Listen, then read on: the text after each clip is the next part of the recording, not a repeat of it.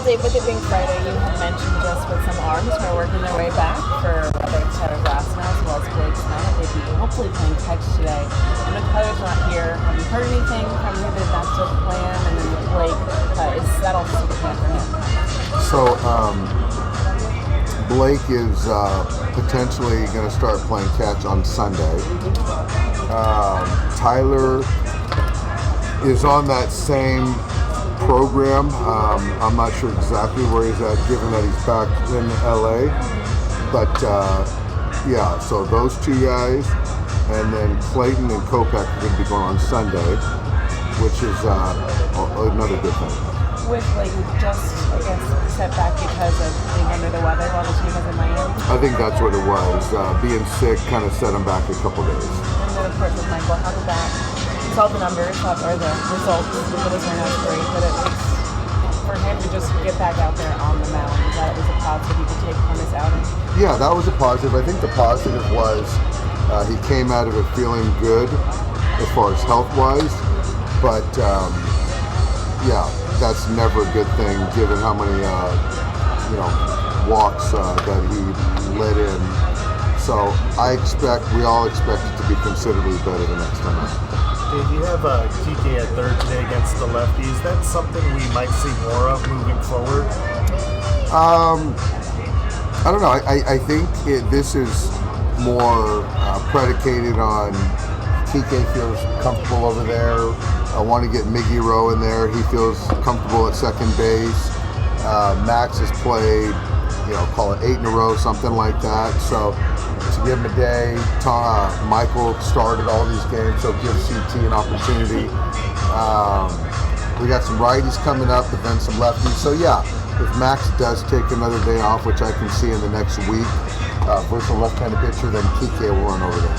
You've talked about players in the past when they're going through struggles. It's good for them to just sit and watch and regroup. Is that the case with Michael today? Is that a good opportunity for him to sit? I think this is more.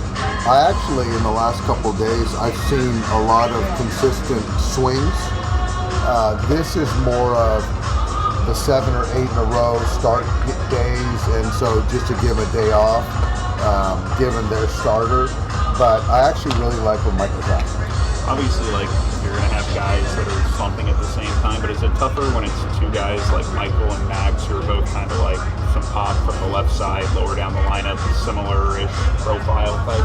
Yeah, it is, because I think that they're both very good ball players, but I do think if you're looking at kind of the construction of our roster and the lineup, having those guys be really viable versus right-handed pitching is a big part of kind of how we operate. And so, for those guys not really to hit their stride, has been a challenge. But they're both kind of making their way back, taking much better bats recently, and it still says a lot about our ball club that we're still in first place and we still got a lot of wins. How important is it for both of them when the at-bats and the contact is getting better that the results kind of follow close behind it? It's important for anyone. I think you always kind of try to profess that they always even out, and recently Michael's been very unlucky, and Max as well. Michael is handling it really well. The mental part of, staying consistent. So hopefully they start to draw. How much have you guys missed Tommy Edman in the lineup just to make it that much longer, being a switch hitter? And is there any update on when you might think he could play again? Well, I don't have an update. It's sort of still day to day. It definitely changes the dynamic not having Tommy active. But we also get an opportunity to look at Hyeseong Kim. And so just giving him a little runway, but we're going to make sure Tommy's good. But it's going to take some time, though. What time, maybe beyond the start of the next homestand this week? Yeah, I think so. Is he going to need to go through some lives or other things? He'll go through some lives, and he faced Emmett yesterday or the other day. yesterday, I think it was, and during the homestand, him and Teo will face some pitchers that we import, and then they'll be ready when they are. I saw Teo with a bat today. Did he go get some swings? He is, I think he's doing some stuff in the cage, and he's actually trending really well. He's coming along really well. Tommy is like equal to 100%. It's you know what? Tommy obviously is a better gauge, but I would say it seems to me, just what I've heard, I'd say 80% is kind of where he's at right now. So just the running that's the missing Yeah, factor? running is the missing factor, the straight ahead running. I guess since he's here, is there anything new on Enriquez? So, I haven't seen him yet. I saw Michael Grove, and he's in good spirits. He'll be, as I heard from him, he'll be ready to go for spring training.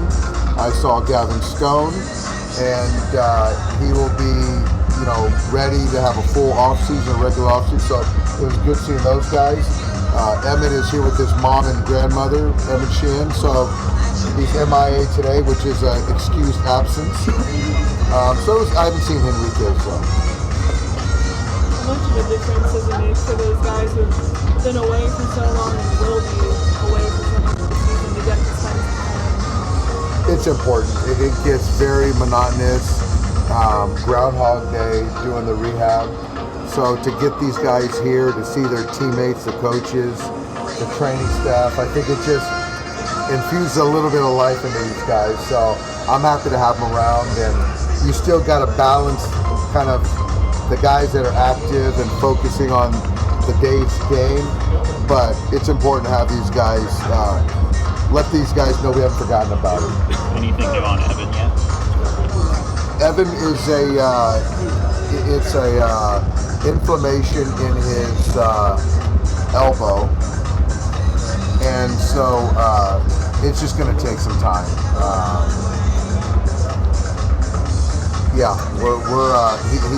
It's gonna be a couple weeks till he picks up a ball. There's gonna be we're gonna take some time with Evan, because as we've said from the outset, he's so valuable, going forward, that we really gotta be very mindful and cautious with the build-up. Did he wind up getting an MRI? What's that? Did he wind up getting an MRI then? He got an MRI. There was nothing, no incidents, nothing changed outside of just showing that there was inflammation. Is it worse than you guys? Just even like the inflammation initially thought, if it's going to be a couple weeks before he's even throwing again? Well, I think it is. I mean, just to be frank, where you're talking about potentially pitching that night, to saying I think that I just can't get loose, to going on the IL. I think that's, but so that answered your question. Am I concerned about it? No. Really quickly, just for him to be in his first outing on 5 days rest, is there anything you're hoping to see from him, just to kind of show that this will be sustainable for him down the line? I think early on, just making sure he can get into the game with the command, and then when he gets to about 75 pitches, I'm going to be very kind of watchful on where his stuff is at, where the command is at. That's where I would, if there is any sort of fatigue, that's where I think it would show itself. So initially, again, seeing the command and how he gets into the game, the rhythm, and then as we get into the game, seeing how the stuff holds. There's Ricardo Enriquez. There he is. Hey, Fabian, there's Ricardo. There he is. There he is. Look at the smile. He's a good kid. He is.